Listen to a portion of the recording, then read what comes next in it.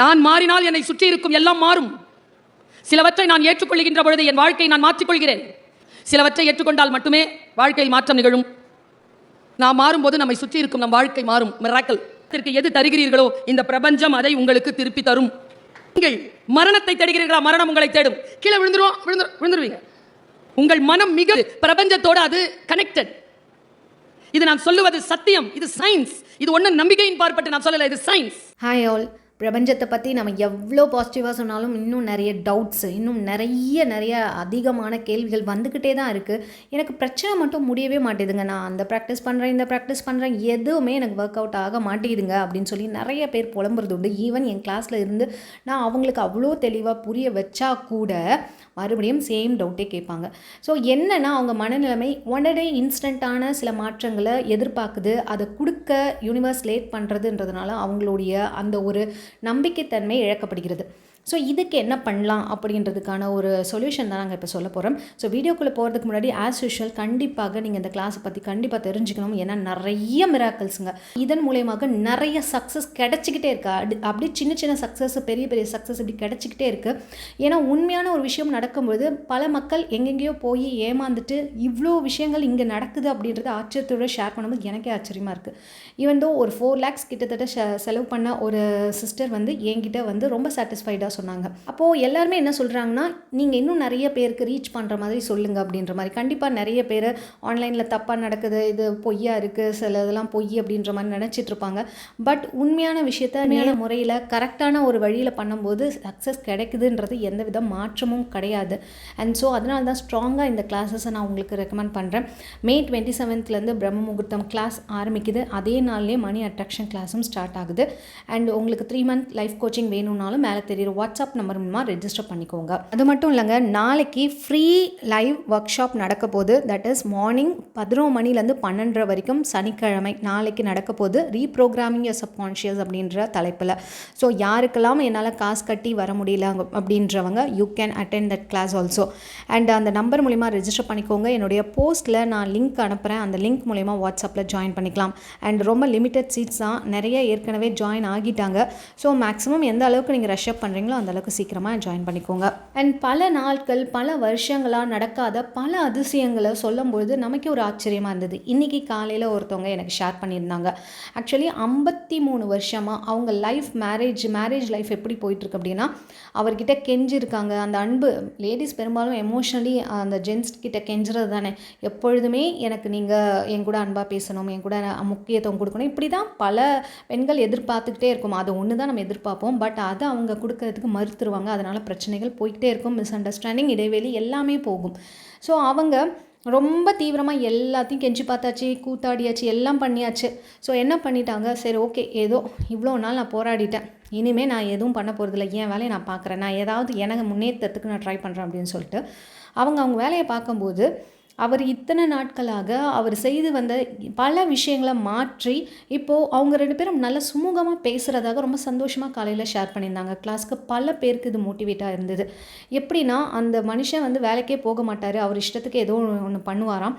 So இப்போது ரீசெண்டாக கொஞ்சம் நாட்களாக பல மாதங்களாக அவர் வந்து இப்போ வேலைக்கு போகிறது, நல்லா பேசுகிறது, அன்பாக பார்த்துக்கிறது, இப்படி ஒரு விஷயம் நடக்கும்னு அவங்க நினச்சி கூட பார்க்கல அப்படின்னு சொல்லிட்டு அவ்வளோ ஹாப்பியாக ஷேர் பண்ணியிருந்தாங்க. உண்மையாலுமே அந்த ஒரு உறவுகளுக்கு நடுவில், அதுவும் ஹஸ்பண்ட் அண்ட் ஒய்ஃப் ரிலேஷன்ஷிப்பில் ஒரு சுமூகமான உறவு கிடைச்சிட்டாலே பெரிய பல விஷயங்கள் நமக்கு கிடைச்சிரும். நான் ஏற்கனவே சொல்கிறது தான், மணி ப்ராப்ளம் சந்திக்கிறவங்க கண்டிப்பாக ரிலேஷன்ஷிப்பில் ப்ராப்ளம் இருக்கும், ரிலேஷன்ஷிப் ப்ராப்ளம் இருந்தால் மணி ப்ராப்ளம் இருக்கும், இல்லை உடல் ரீதியாக பிரச்சனை. ஸோ 3மே இன்டர் கனெக்டட் அண்ட் 3மே டைரக்ட்லி ப்ரொபோஷனல் தான். ஸோ ஏதோ ஒன்று அஃபெக்ட் ஆனால் மற்றது 2ம் அடிபடும். கண்டிப்பாக நீங்களே உங்களுடைய வாழ்க்கையை யோசிச்சு பாருங்கள், என்னென்னலாம் நம்ம அடிபட்டுருக்கோம் அப்படின்னு சொல்லிட்டு. ஸோ இதுக்கெல்லாம், இந்த பிரச்சனைக்கெல்லாம் முடிவு தாங்க என்னங்க, பல வருஷ போராட்டத்துக்கு என்ன தாங்க முடிவு? லெட் இட் கோ பண்ணுங்கள், சரண்டர் பண்ணிடுங்க. இதை வந்து பண்ணி தான் ஒருத்தவங்க பயங்கரமான ரொம்ப நாள் பெயினாக இருந்த அந்த ஒரு மனசை சாந்தப்படுத்தினது இப்போ கூட ஷேர் பண்ணியிருந்தாங்க.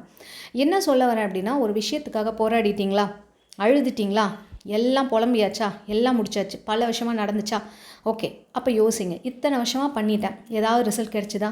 இல்லை. அப்போ நான் என்ன பண்ணணும்? ஏதோ ஒரு விதத்தில் தப்பு. ரப்பர் பேண்டை பிடிச்சி இழுத்துட்ருக்க மாதிரி தான், பிடிச்சி இழுக்கன்னா அறுத்துக்கிட்டே போகும். நம்ம ஒருத்தவங்கள்ட்ட கெஞ்சிக்கிட்டே போனோன்னா அவங்க போய்கிட்டே தான் இருப்பாங்க. சே ஸ்டாப், அந்த விஷயத்தை ஸ்டாப் பண்ணுங்கள். உங்களை முதல்ல மேம்படுத்திக்க ட்ரை பண்ணுங்கள். அதுலேருந்து டிட்டாச் ஆகுங்க. அந்த விஷயத்துலேருந்து டிட்டாச் ஆகுங்க. அந்த விஷயத்தை விட்டுருங்க. யார்கிட்ட? யூனிவர்ஸ் கிட்ட. Let it go and surrender.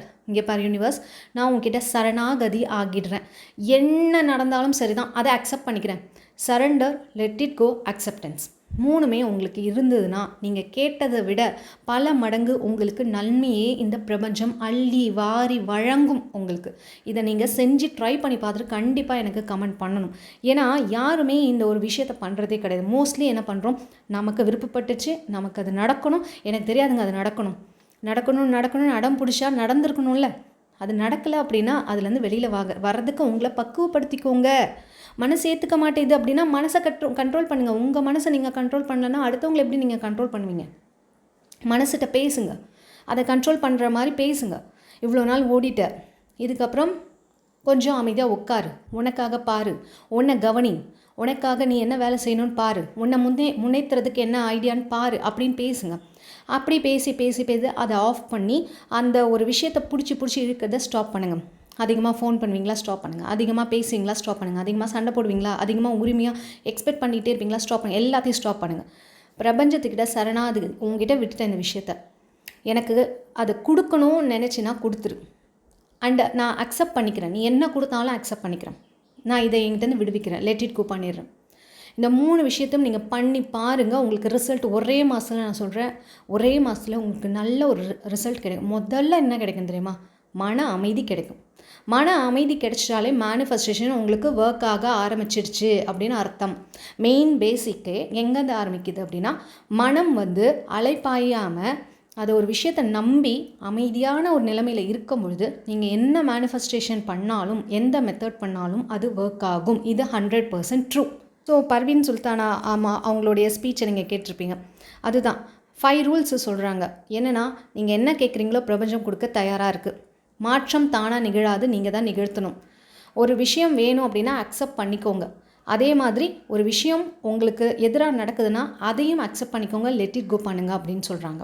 So இந்த மாதிரி ஃபாலோ பண்ணும்போது எந்த ஒரு விஷயத்துக்காக ஏங்குறீங்களோ அதை விட பல மடங்கு உங்களுக்கு கிடைக்கும்.